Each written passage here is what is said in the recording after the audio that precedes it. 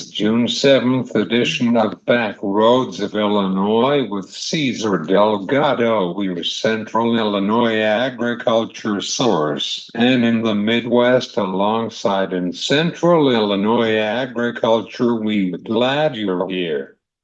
All right, we were going to have a conversation about the trade deficit with China and other important factors to the soybean production for U.S. with Mike Steinhooek from Soy Transportation. And we were talking about the commodities with Brian Hoops for Midwest Solutions.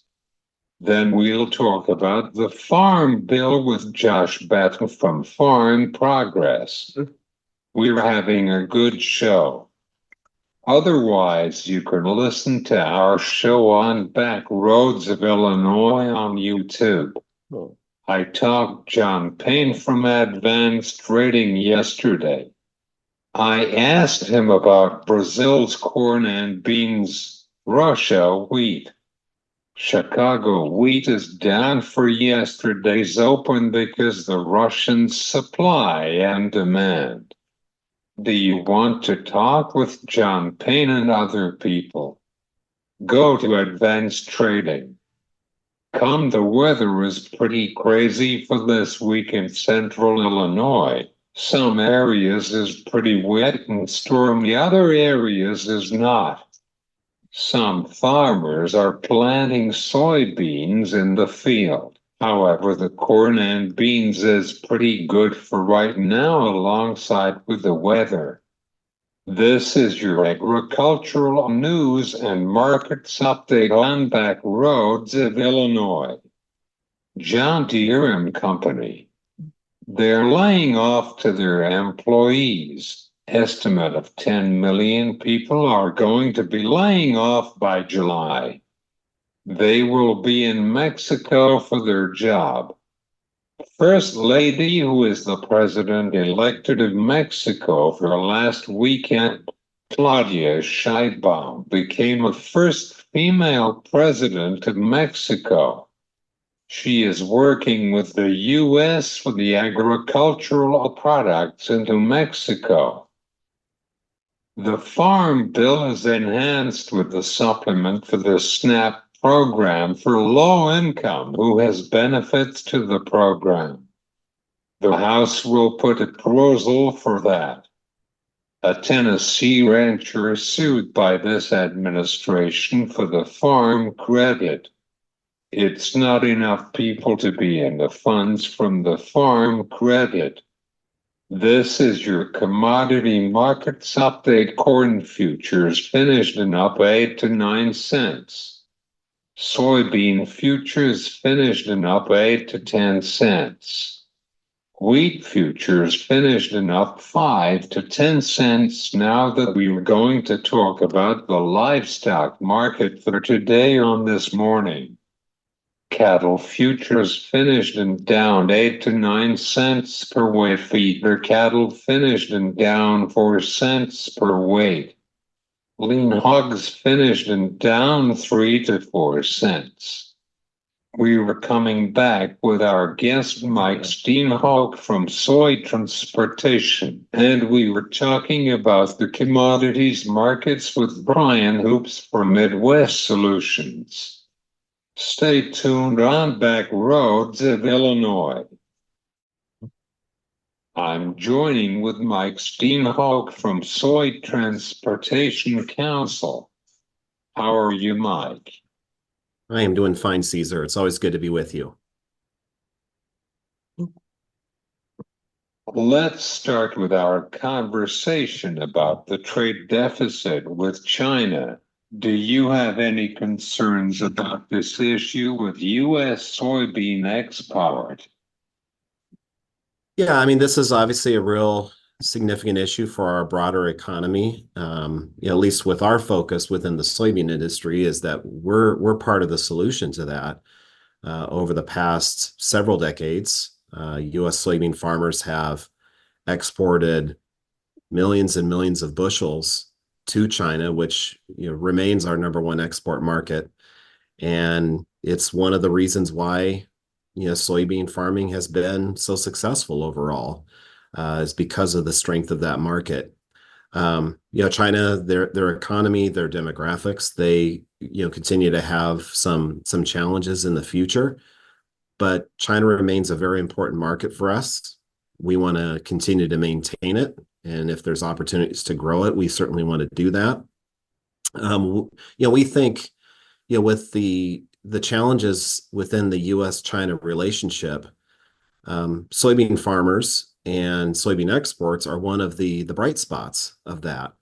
And when you have tension in a relationship, I think it's important to also focus not just on the differences, but also on what are the things that are actually going well. And the fact that we have farmers in the United States that are growing soybeans that are exported to China to help fulfill their protein and nutritional needs. That's something that we need to protect. That's something that we need to capitalize on, and we need to continue to promote. So,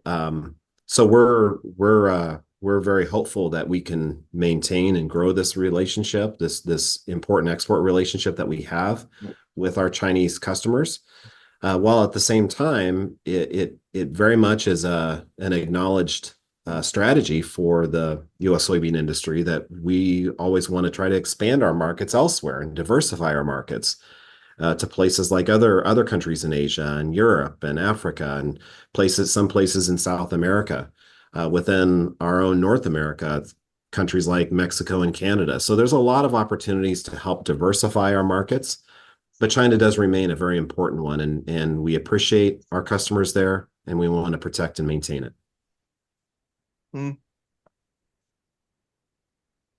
Yeah, the Chinese markets to be the Brazil soybean, but the beans is pretty poor yield in Brazil. Yeah, I mean, there's been some challenges with the Brazilian harvest, and as we've continued to see, Brazil has been exporting more and more soybeans to China, and that has displaced some of our exports going to that country. Brazil, of course, even though they have some challenges, they still have the opportunity more than any other country to continue to bring new land into production. And so there's a lot of reasons why Brazil is competitive in the global marketplace, why they will be increasingly competitive in the global marketplace.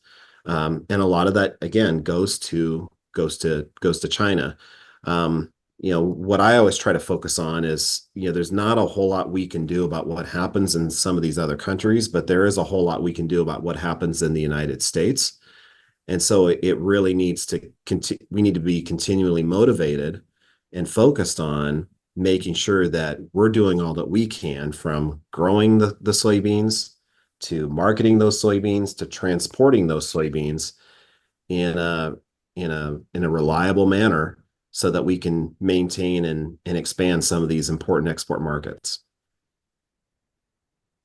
The Mississippi River is being normal from 2 years. What is the forecast for this summer for the river level and down New Orleans? Yeah, and in 2022 and 2023, we had a really unique situation, and that is, drought conditions throughout the Midwest that resulted in historically low water levels on the Mississippi River. And it was remarkable that we had that in one year, and then the fact that we had it in 2 consecutive years was really a concern, and it did have an impact on our industry. Now, the good news is we have had considerable precipitation throughout the course of this year, particularly over the last couple of months. And so you see water levels have rebounded on the Mississippi River considerably. So we're actually, we're not at flood stage, but the rivers are quite full, and the rivers that feed into the Mississippi River have a significant amount of water as well. So fortunately, we are not in that low water condition that that's been plaguing us these last couple years. And so hopefully that continues. A lot can happen during the course of the summer. During the summer, historically, traditionally, the water levels on the river, they do gradually lower. That's a normal trend line. and then it starts to rebound in the late part of the year, but particularly in the spring where, obviously we get the spring rains to help elevate water levels once again and replenish soil moisture. Uh, so a lot can happen during this time, and you do expect water levels to go down to a degree. We just obviously hope that we don't get these low water levels where it really impacts barge transportation like it has the last couple of years. And so right now, I think we're in a good position, um, and obviously we're hopeful for that to continue. We have a lot of rain in the Illinois River into the Mississippi. We were very wet in central Illinois.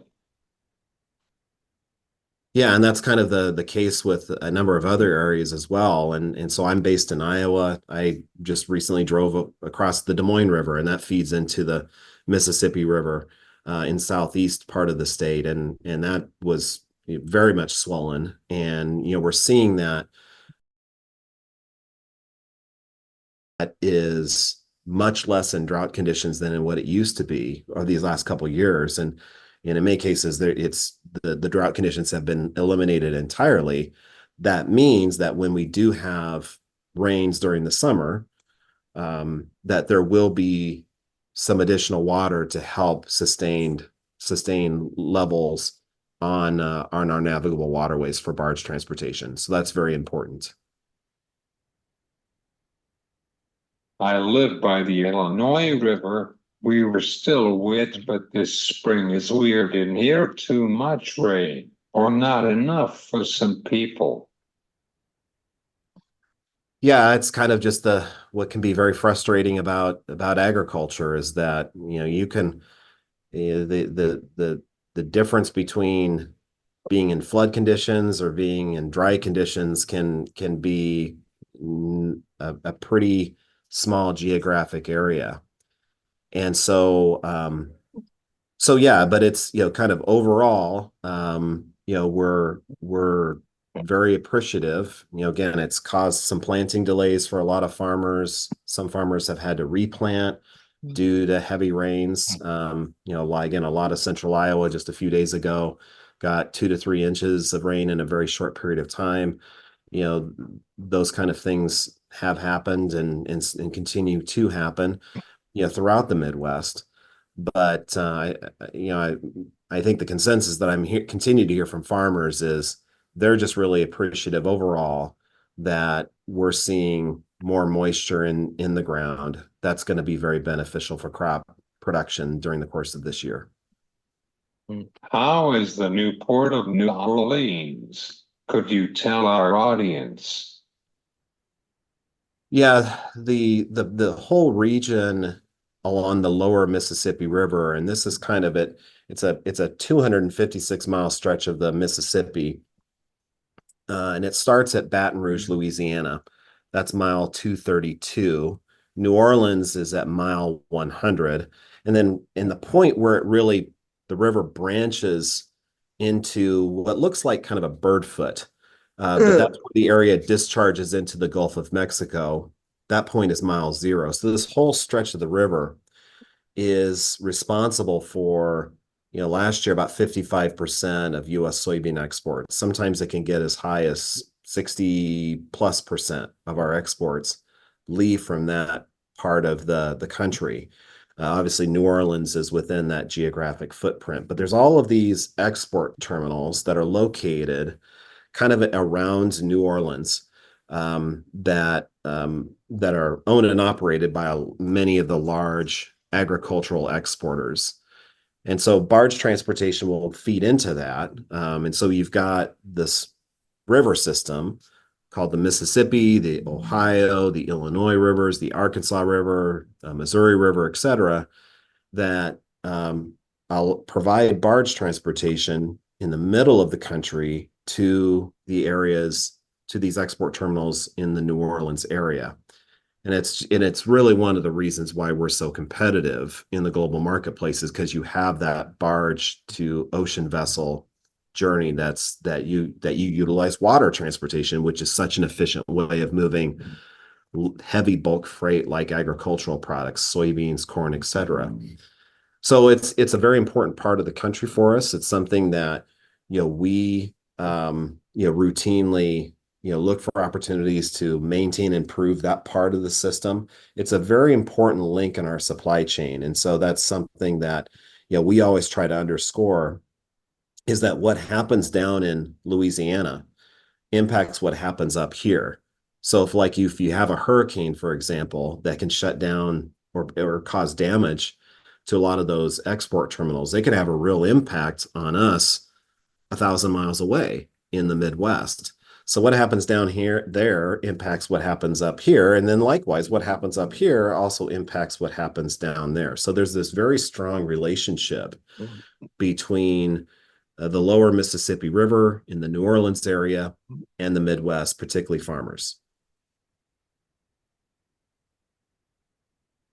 I went to New Orleans for Christmas. Boy, the river is pretty bigger than Lake Michigan and Chicago. The river is key. Yeah, it's we really have this benefit in the United States of having this very efficient maritime highway or an interstate system. A lot of other countries have rivers where you can have barge transportation occur on it. But what is unique about the United States is that you have these rivers like the Mississippi, the Ohio, the Illinois, Missouri, Arkansas, that penetrate into the most productive farm ground, arguably on the planet. So there's a lot of farmers that are very close to this very efficient river where you can just simply drive a short distance from your farm to get the to one of these rivers, load it onto a barge, and then all of a sudden you're quite close to the international marketplace, even though you're hundreds of miles away from the port. But because you have this efficient river system, you can participate in that export program in the international marketplace. So it's something that's very important to our industry, and that's why it remains a very much a big priority for us. How is the soybean transportation to the farmers in the Pacific Northwest? Well, the Pacific Northwest is our number two export region. So I mentioned how the Mississippi River is about the lower Mississippi River in the New Orleans area is about 55% of our exports. The Pacific Northwest is possible. And so, there's kind of an old saying of don't put all of your eggs in one basket. And that saying really applies to supply chains and transportation. The last thing you want to do is have all of your exports go to one particular region, because if something goes wrong at that particular region, then the whole industry is going to be adversely affected. So you want to spread as much as possible those exports across a variety of supply chain opportunities. So that involves the Pacific Northwest, that involves railing product into Mexico. It involves the Atlantic coast, the Great Lakes, St. Lawrence Seaway, the Texas Gulf. All of these supply chain options are very important to us. Some of them export more than others, but what we want to do is making sure we're making that all of those opportunities are as strong as possible. And when you do that, you're more resilient as an industry. Do you have any update from the U.S. Army Corporation in the Mississippi River Delta? Well, it's the Army Corps of Engineers is the government agency that manages our infrastructure in a number of areas, but including the inland waterway system. And so the last couple of years, they've really worked hard on additional dredging because of low water to try to maintain that navigation channel. And they did a lot of good work in that respect. The Corps of Engineers is also responsible for things like maintaining and restoring and constructing locks and dams. And there's a number of projects that are underway that relate to that. So it's a government agency that we within agriculture, and then obviously beyond that with the barge and towing industry and other inland waterway stakeholders, we really prioritize that relationship. It's a very important one, and they do very important work for our industry. It's pretty important. Do you have any final thoughts on the planting perspective and the river systems? Well, there's, I think it's just, important to know that, we've got some challenges when it comes to exports. We've got a lot of competition from other countries. We talked earlier about Brazil. Some of our customers, they have some challenges as well. But, we still have a lot of strong demand fundamentals with our industry. There's still a lot of people on this planet that want to consume what U.S. farmers produce. And we need to continue to take advantage of that and to try to meet that need. But one of the important ways that we do that is to make sure that we've got as efficient of a transportation system as possible. Because, ultimately the way you want to look at it is a cost. You've got supply, you've got demand, and then this cost in between those two is called transportation. And so you want to do everything you can to make sure that cost is as low as possible.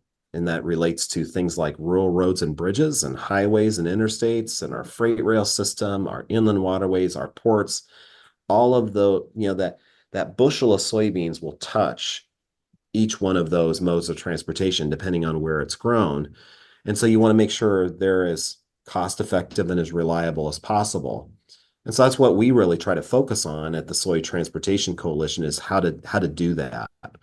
And when we're successful, U.S. soybean farmers are more competitive. And that's the ultimate determination about whether or not we're successful.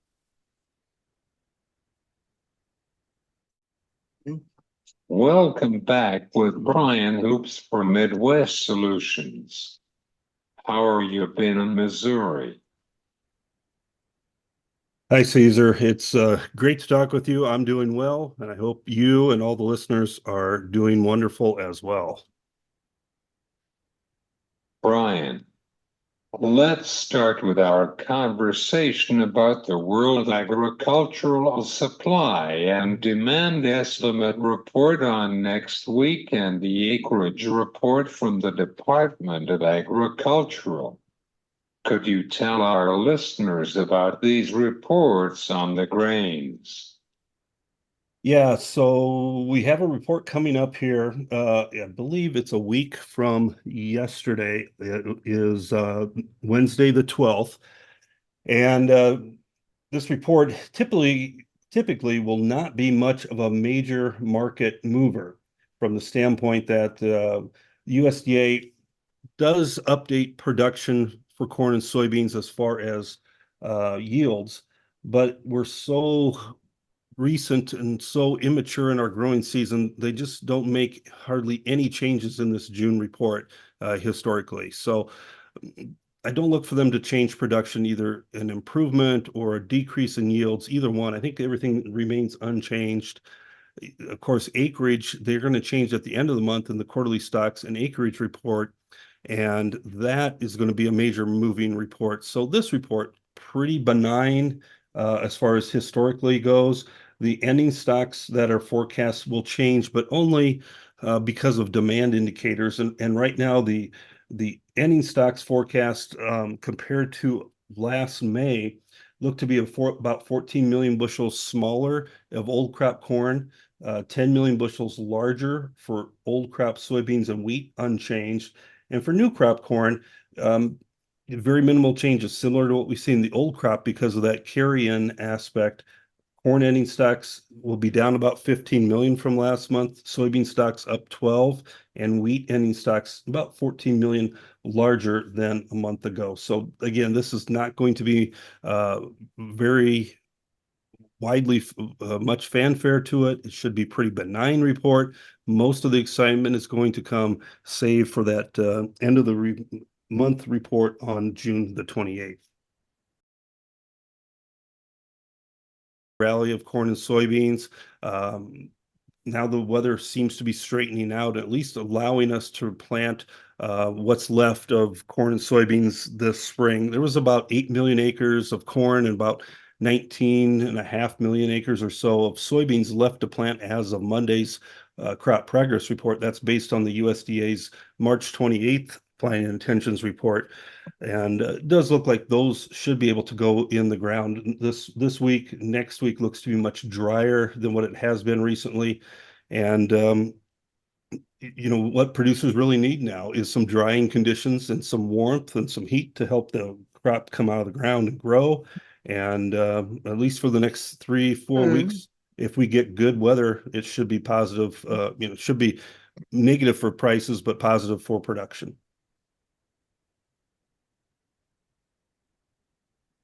It's my next question about the weather. What are you watching for the weather in central U.S. and in Midwest? Could you explain to our listeners about the weather? Yeah, so what we're going to watch for is there's different things here across the U.S. So you want to watch on our southern plains. We're starting harvest of wheat in Texas and Oklahoma, and then I'll move into Kansas and farther north into states like Missouri and Illinois, Indiana for our soft red wheat harvest. Our hard red wheat harvest in Texas is just starting up, and what we want is dry conditions, warm conditions, because that helps speed that harvest along, helps the grains to ripen, and it'll get harvested quicker. If we see rains in the forecast, that could give us a bump in prices because that'll produce rains of harvest delays and maybe poor yields, or maybe some sort of yield loss or quality issues. So we really desire hot and dry conditions during that harvest time frame. Across the rest of the Midwest, particularly corn, soybean areas, we do want warmer temperatures, but not hot. Not drier conditions, but not completely dry. Some intermittent rain showers sprinkled in with just enough rain to keep the ground moist, keep the crop using moisture until we get into July, where the crop really starts taking root and growing and developing. Then we're going to need almost an inch of rain per week on average just to make up for what the crop is using on a weekly basis. Up to next in the Dakotas as well. Yeah, we'll get into the Dakotas. We're going to, the harvest will be moving out into the Dakotas.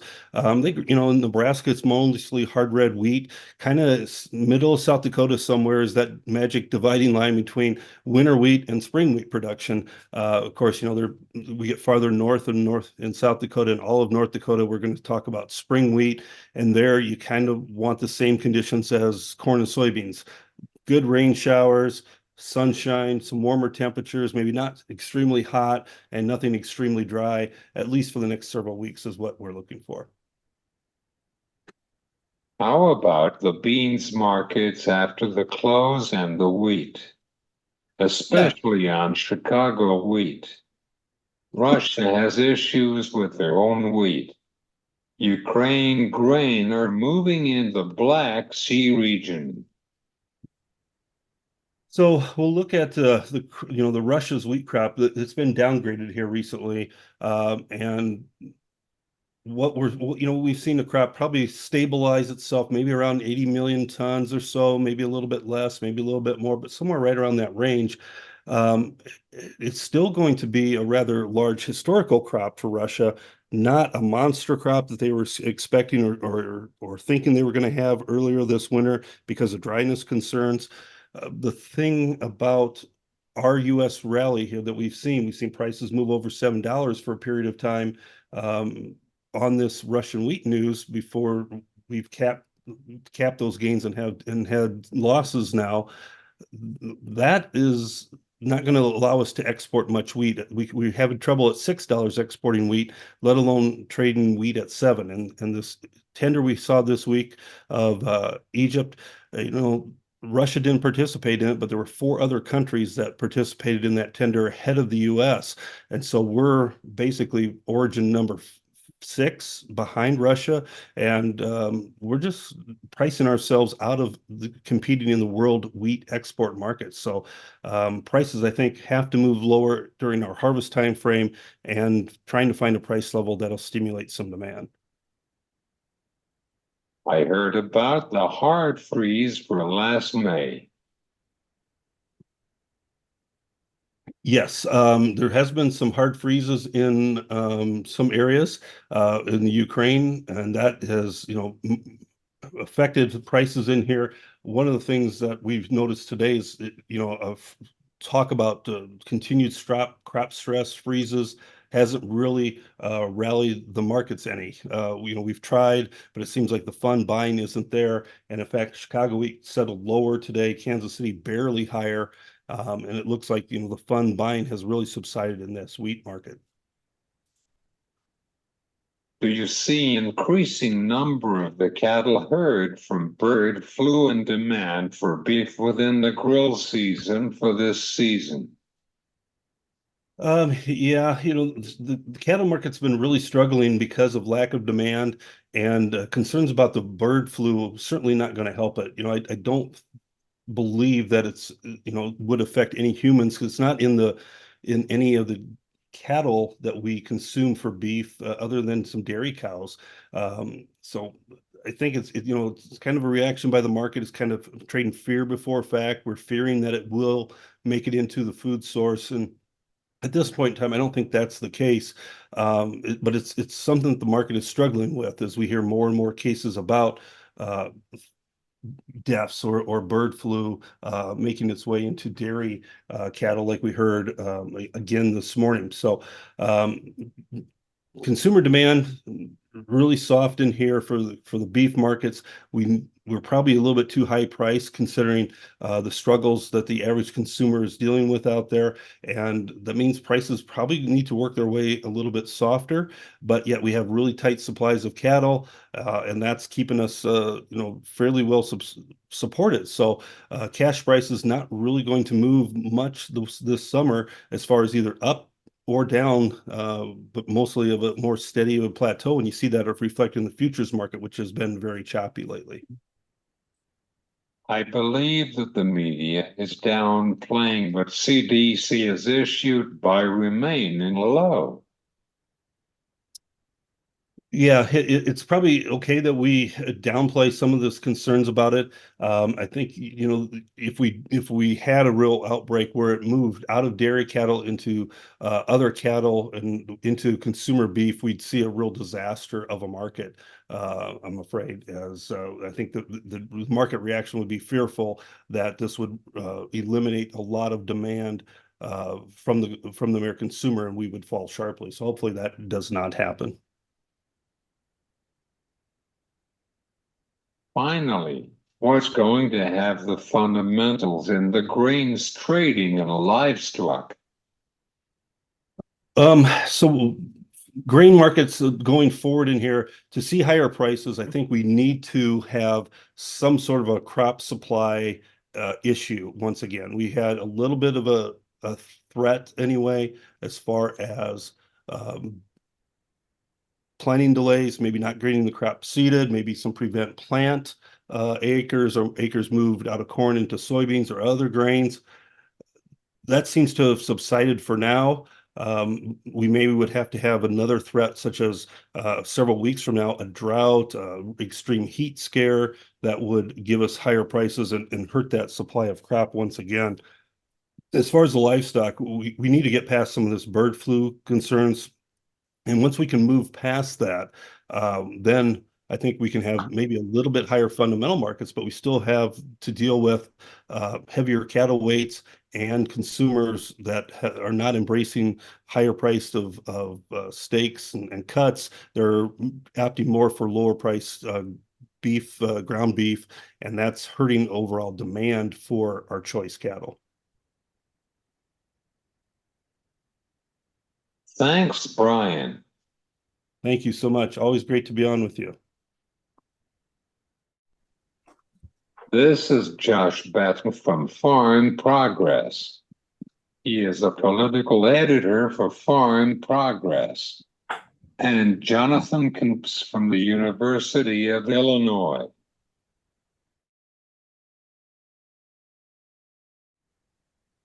Welcome to the show. How are you guys? Doing pretty good, Cesar. How you doing?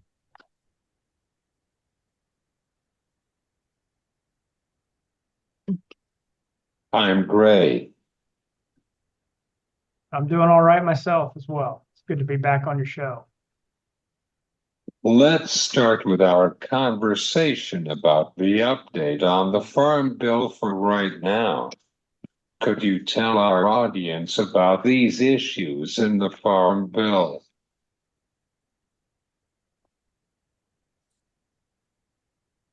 Yeah, I guess I can start. I'm sure a lot of your listeners already know that a couple of weeks ago, the House Agriculture Committee passed their version of the Farm Bill that was passed with a majority Republican vote. Few Democrats joined them.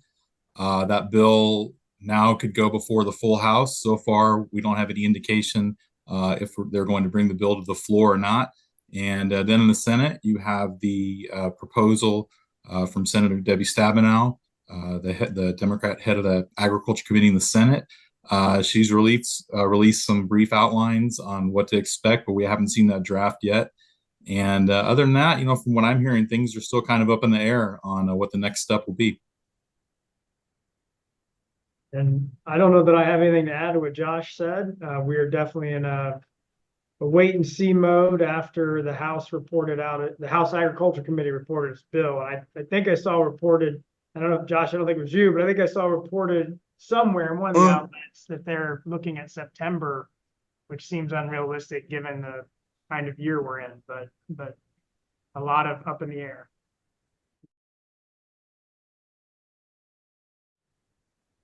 Yeah, I heard about the Republicans' version passed.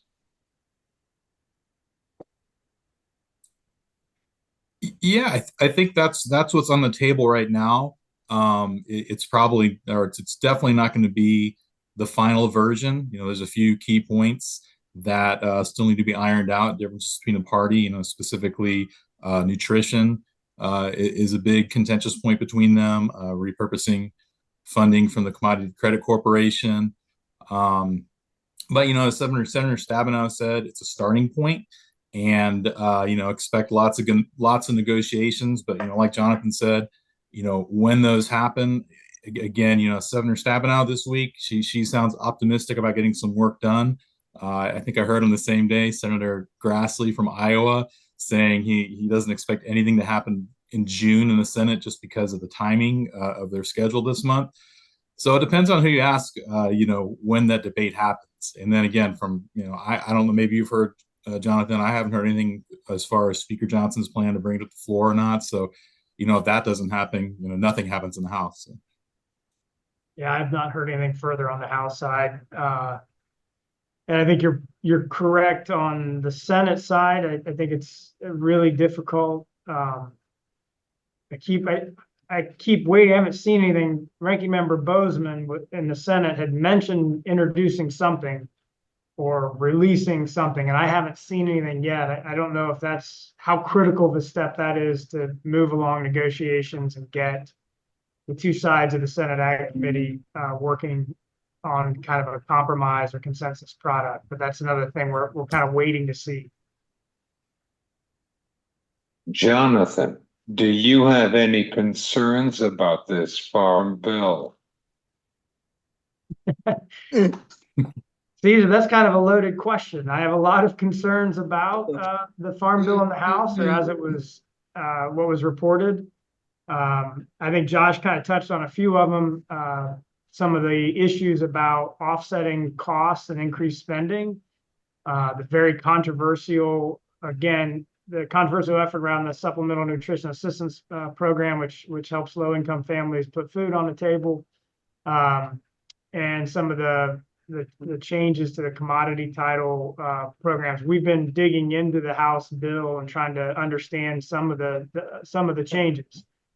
But I think what we've seen with reference prices and some of the payment changes, particularly those that go to different regions of the country, raise a lot of concerns. In part of it is kind of what we've hinted at, which is the politics of getting a bill done. So the more of these challenges that stack up politically against the bill, the harder it is to get one completed. So things like SNAP, things like the spending issues and the payment issues and all of those things really make it more difficult to get a bill done. Yes, there are a lot of weeds on the farm bill. That's a great way to put it. Okay, Sandra Stabenow from Michigan. She shouldn't give up on bipartisan farm bill. However, she has issues with the CPR program by U.S. Rep. Glenn Thompson, ranked member of the Agricultural Committee. Do you want farmers to know about that?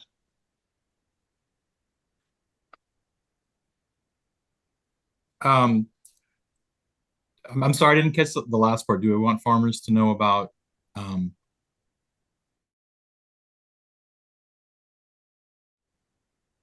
what? But I can just tell you from, it's kind of interesting from the political side, the way Senator Stabenow is responding to the bill versus Representative David Scott, the ranking Democrat in the House committee.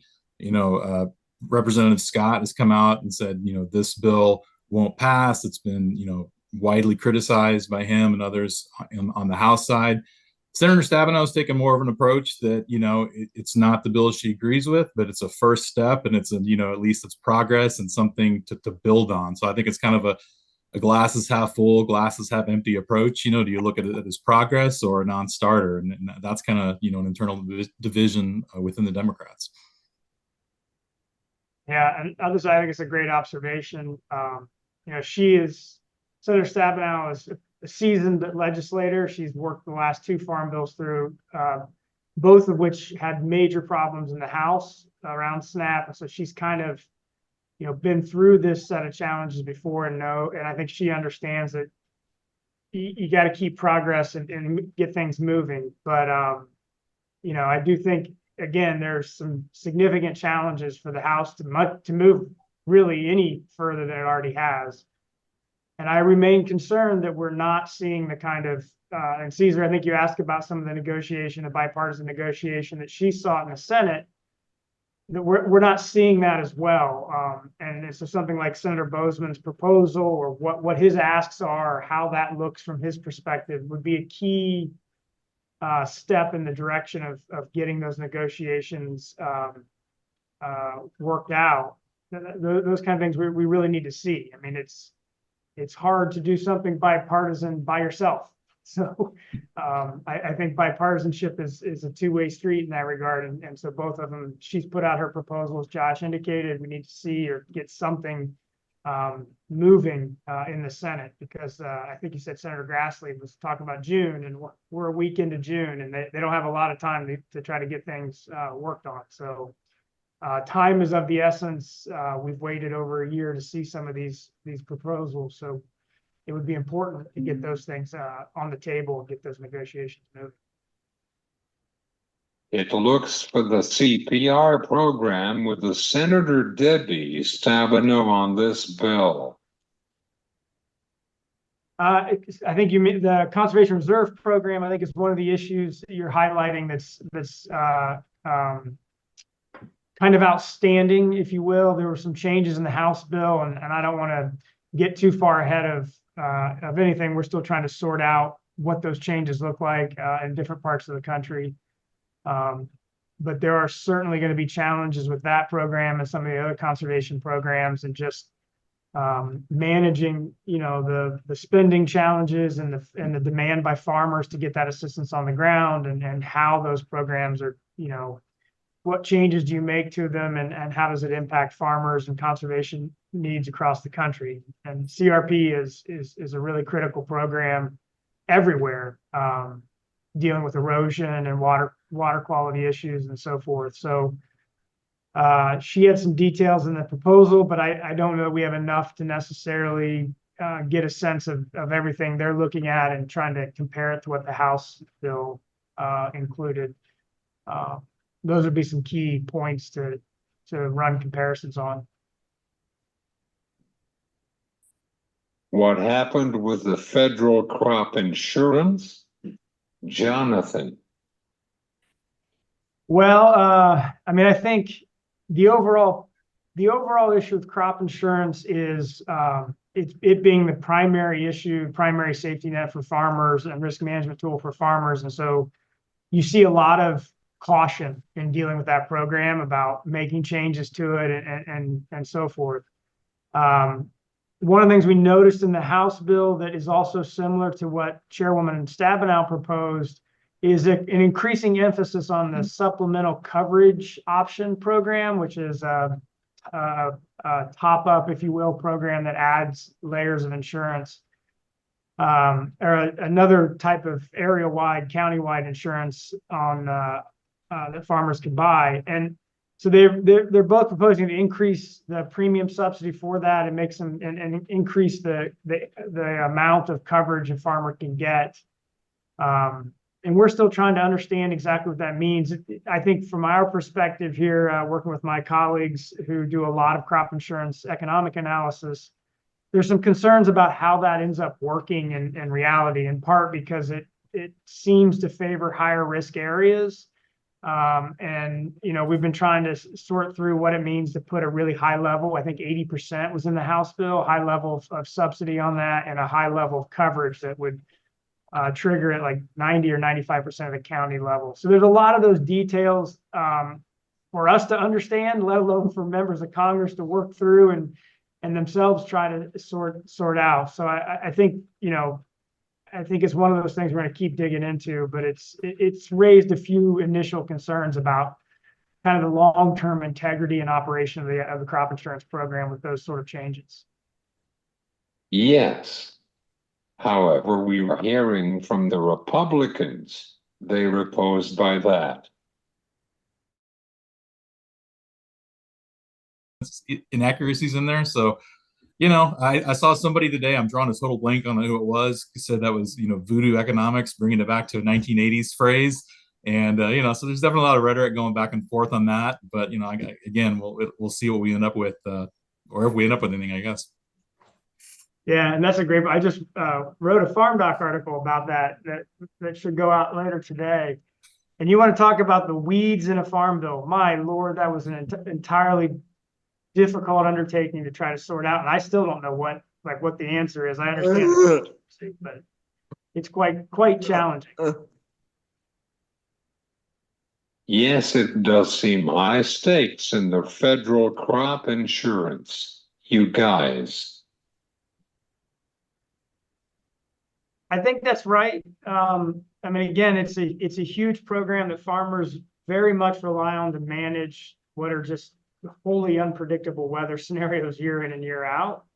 And I think one of the challenges that we keep trying to understand better is the program has to run at a certain what's called actuarial soundness. And so it has to balance. The books have to balance. The payments for losses have to be covered by premiums. And so it's not an easy thing to make changes to without it impacting everywhere. Is there anything would you like to go to tell our listeners about the funds to the SNAP program for this farm bill? I think that's another area where what exactly that funding is, it depends on which perspective you're coming from. Chairman Thompson and the Republicans have tried very hard to portray their version of the farm bill as not cutting the supplemental nutrition assistance program. They're saying, in fact, it's going to be a higher level of SNAP benefits, or I'm sorry, more people eligible for it, which is true. But the controversy comes down to the funding for the Thrifty Food Plan, which, to not get too far in the weeds in this, but basically is a formula used to determine the amount SNAP beneficiaries receive, and that's based on things, cost of living, cost of foods, cultural factors. And in the last farm bill, that formula, there was a provision that allowed the government to re-look at that every 5 years and adjust it, which happened, I believe, in 2021. and made the numbers go up significantly. So now the Republicans are saying it's a cost neutral approach, which basically from the Democratic standpoint, they say that amounts to something like a 27 billion, I might have the figure wrong, cut, because if you look at the projections going forward, that's how much money would be needed to fund SNAP at current levels. And so again, it's how you look at the numbers, and there's definitely a lot of politics on both sides there trying to spin it and get the bill passed they want. Yeah, and I would just add to Josh's last point, is this is very much political question in multiple ways, and one of those is that the constituents that Democrats, if I understand their arguments, they're concerned about how those changes would impact families who are struggling to put food on the table, and how that would impact them over time, and with inflation and with changes in food needs and so forth. And so it is controversial, which brings it to the second point about politics, which is a farm bill gets done because we reach compromise across this coalition with farm interests, conservation interests, and the food assistance interests. And this seems to be an unnecessary fight. If I don't understand the argument that it's not a cut, but you're still going forward with it if it's opposed by those who need to vote for the bill. It's like it's one of those just puzzling aspects of this House bill that if it's not a cut and it doesn't matter, then why pick the fight when you need the votes to get through the chamber? And so it seems to me as just, again, it'd be one thing if this is the first time we ever did this, but this is the third straight time the House has picked a fight over SNAP and struggled to get a farm bill done. And so I think that all of us who are interested in seeing this policy enacted and reauthorized for farmers to families should want this fight to end and a better consensus product to come together. And that's kind of what I'm hoping to see, but have been disappointed, I guess, to say the least, and how things have been so far. And so I think again, this is where the Senate may be having to take a lead and trying to find that consensus point, and maybe the House can come around to that point. I don't know, but it has made it very difficult again 3 times in a row, and that's not good. That's not good for the political health and the coalitional health of this bill. Which when you go back and count votes, when these things are working, like this bill sails through Congress. It has strong vote and support on the House and Senate floor. And it's rare to see that anymore. And so it's really, frustrating to watch some of the other problems really come home in this farm bill and cause some of these partisan polarized things go on. And so we're watching and waiting to see something, but right now it doesn't look good. Farmers need to have a SNAP program, just not provide by persons who needs it. It is a pretty important thing for dairy farmers and vegetables farmers in urban areas. Yeah, and I think you've seen several lawmakers opposed to the cuts try to make that point that this benefits like you said, rural and urban communities, and by and large, as far as the program goes in public, it's not necessarily a controversial program, but when you get into the politics of it, it turns into something else. Yeah, and I think Josh has a really good point. The poverty challenges are everywhere in this country. In fact, it's stunning to think about. Over 40 million Americans struggle to put food on the table that live, in a situation where they're having a hard time making ends meet. And we're looking at a roaring economy with lowest levels of unemployment and so forth. I know inflation's been really tough, but it's kind of stunning to think about that. And I struggle with this in the sense that we're not addressing those issues by fighting over this spending cuts or non-spending cuts in this bill. Like, I don't know that it's controversial to help people put food on the table, so I'm not sure why we keep kind of stumbling over this issue.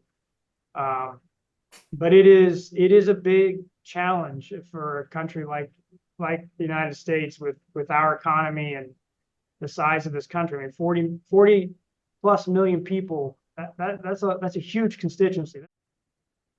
Thanks for our guests on today's program with us. Well, folks, there's our show for today's program. You can listen. Large base of individuals and households, and that becomes costly in the way we do the budgeting process, which is also a problem, to say the least. Finally, what's going on about the dairy margin program?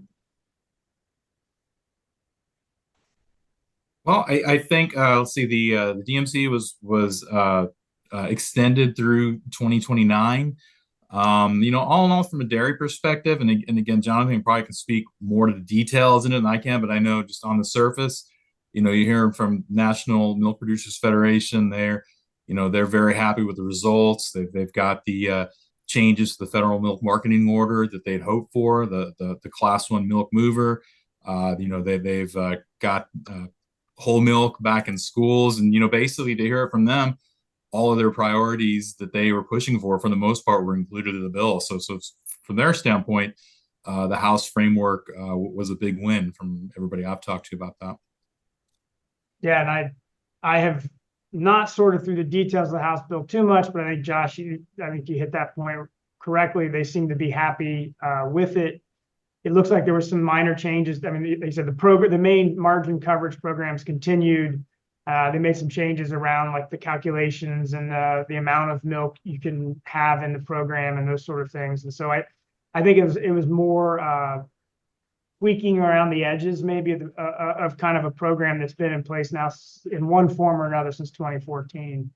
I stay away from all talk of the federal milk marketing order, so I'll take the word on that one, Josh. I don't know what changes were there. It's one of the most challenging things to try to explain. I'm still not sure I'm doing it all right. It is absolutely a challenge. Thanks, you guys.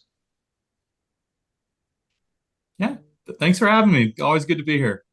Yeah, Cesar, thanks for reaching out and talking to us again, and for your interest in the Farm Bill.